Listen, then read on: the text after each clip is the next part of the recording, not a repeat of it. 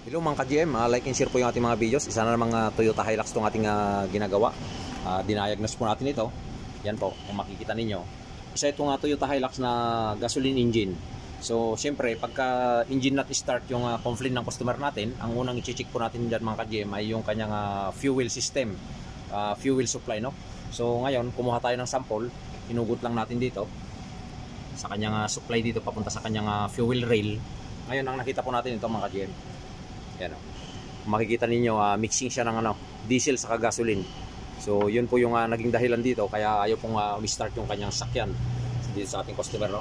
Kasi ang ano nito, isang gasoline engine tong makina na ito.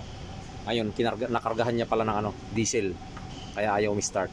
So ayan po, like and share po, kailangan na maging mapanuri po tayo sa ating kinakarga na gasoline o diesel ng ating sakyan, no? Kailan alam natin yung ating dinadala na sakyan kung diesel ba siya o gasoline engine siya. So yan po, maraming salamat, and like and share po yung ating mga videos para magkaroon din ng idea yung iba.